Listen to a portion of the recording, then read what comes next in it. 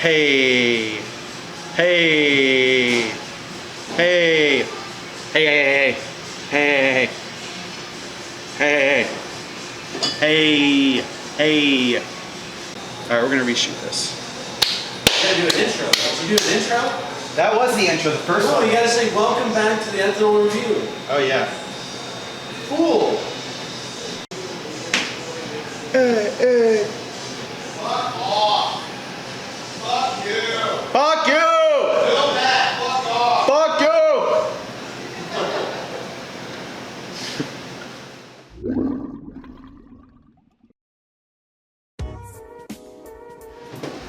I want to start off with an intro. My name's Jeremy. This is the Ethanol Review. You're here at Phat Sammy's, and we're going to talk about alcohol today.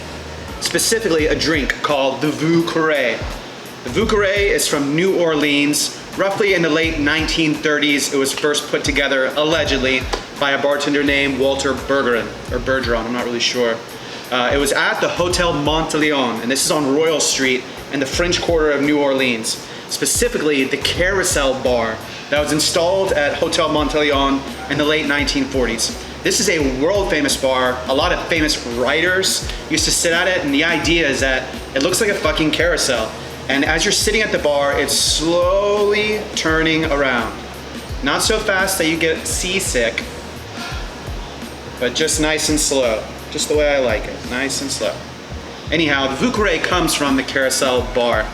Literally translates to old guard or old quarter, and this is what people used to call the French Quarter back then, many decades ago. So let's go ahead and get into the build of this cocktail. Essentially, it's in the Manhattan family, right? So you've got the sweet vermouth, you've got the whiskey, you've got the bitters, but the Vieux Carré cocktails goes a little bit deeper. There's more ingredients, it's split up a bit more, but it still drinks in the ballpark of a Manhattan. Yeah, let's go and get right into the build of the drink. Get your mixing vessel. We're gonna start off with 2 dashes of Angostura bitters. You probably recognize this. In fact, I was just thinking about it today. This bitters is ubiquitous. You can find these fucking bitters at bars across the world. There's no product I can think of that's more of a bar staple than Angostura bitters. So kudos to them. I bet they're rolling in it, fucking rolling in the dough. Angostura bitters, though, is basically a seasoning. There's lots of botanicals, roots, herbs in this. It's kind of like a dark, kind of warming, spicing agent. So I'm gonna do, because of the size of the bottle, just 1 dash. If I had the smaller bottle, I would do 2 dashes, but these big ones let out a little more than the small ones. So 1 dash of the Angostura bitters, 2 dashes of Peychaud. These are bitters from Louisiana also, I think specifically New Orleans, and this is used in the famous Sazerac cocktail. This is much brighter than this. It has kind of an anise character. Really works well with lemon, this particular bitters. So 2 dashes of Peychaud bitters. 1, 2. Next up, Benedictine. This is a French herbal liqueur from France, because I just said French, I'm a fucking idiot. There's 25, 27 different botanicals and herbs. So as you can see, all between just these 3 ingredients alone, we've got probably over 100 different herbs, botanicals, and roots. So you can expect this drink to be complex and a bit herbaceous, in theory. We're gonna do a 1/4 ounce of the Benedictine.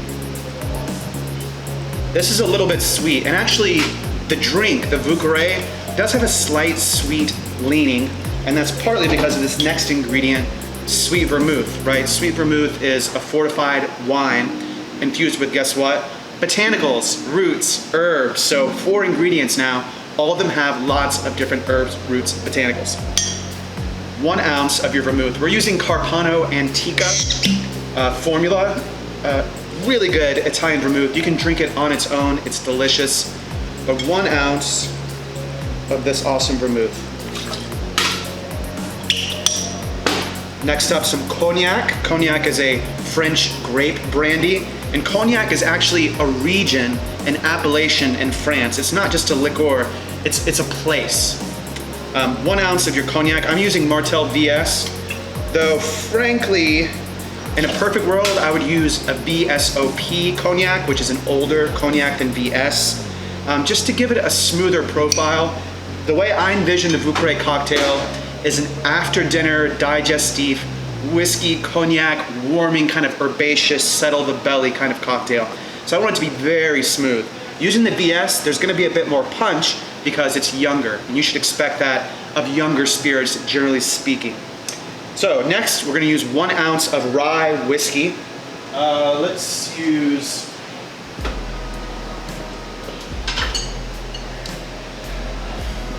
so here's a big question you gotta ask yourself when you're building your own Vieux Carré, because it's important to realize that the ingredients you put into this drink is going to greatly determine the final characteristics of it. That may come as no surprise, but in practicality, it's really important what you choose. So if I use bullet rye here, then I'm gonna have a bit more spice, a bit more heft, a bit more punch than if I use Sazerac rye, which is lighter, a little easier, a little friendlier. But since this is gonna lean sweet, I think I'm gonna go with the bullet rye on this round, just to let it stand up a bit more in the cocktail. If I use this, I feel like the rye is gonna kind of fade away into the background. Fuck. Please pause. Thank you for calling Phat Sammy. This is Jeremy speaking.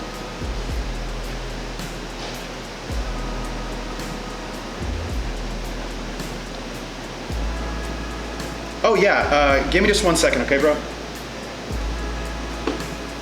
Let me pause this. Oh goodness, a bunch of stuff just happened. Whatever, where was I? Right, so picking your rye. I think I'm gonna go with bullet rye for this particular build, just so it stands up a bit more in the drink and doesn't get kind of washed out. This is just more delicate, you know? It's great in a Sazerac, but the Sazerac has less ingredients, less stuff going on. I want something that's gonna show up a bit. So we're gonna do 1 ounce of our rye, in this case bullet rye. And that's it. So now we're gonna stir it, and just kind of a rule of thumb, if it's all spirit, or if there's no difference in viscosities in your ingredients, the rule of thumb is to stir it. But let's say I had a drink with vodka and cream, or vodka and lemon juice, and you have different viscosities. To integrate it properly, it's ideal to shake it instead of stir it. But we don't need to do that here. So I'm gonna give this a stir. The length of your stir is going to be influenced by how you're serving the drink. In this case, I'm serving the drink on a big ice cube. So I don't need to stir it quite as much because it's gonna dilute anyways over the ice. If I was serving it up or with no ice, then I would stir it much longer, maybe 18, 20 seconds. But in this case, I wanna chill it, dilute it a bit, and just make sure that the ingredients are thoroughly integrated into themselves. Now we're gonna put a big cube of ice in here. Strain our Vieux Carré.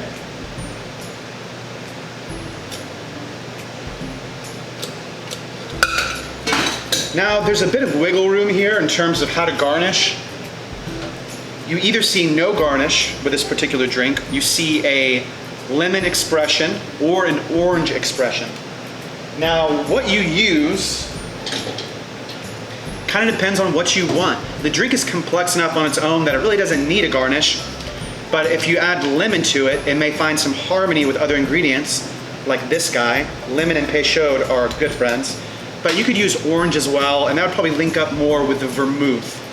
But for today, we're gonna use a lemon expression. And so I'm just peeling off the rind. I don't want any of the pith on the inside. That's why these little peelers are so awesome. So you take your lemon, you're going to express it over the drink, which means you squeeze it over the top of the drink, and you're gonna burst these little vessels where all these volatile aromatic capsules are, these little oil retainers. So I'm gonna burst it over the drink. And you may can see it. It actually moves and the oils are sitting right on top and they float on it the whole time. I don't want to put the whole thing in there. I don't want that much lemon. I just want enough, you know, just a little smidge of it. But that's it. That's it for the Vieux Carré cocktail. Let me know if you have any questions. Leave it in the comments and we can talk more about maybe the build of the drink, why the ingredients, why, or what would it be like to use other ingredients. There's lots of different ways to take it. You know, anytime you make a drink, there's no hard and fixed way to do it, right? There's just ideas about what it should be. But really you have to find out for yourself what ingredients suit you the best. So just to give it a quick taste and smell.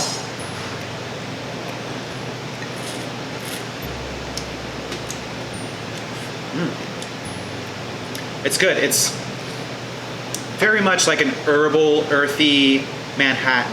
There's just more going on, but it drinks similar to it. It's still kind of spirituous. There's some sweetness. You got all the notes from the whiskey, but it's bright also at the same time. Good ass drink. Yeah, so I'll see you next time. Bye-bye.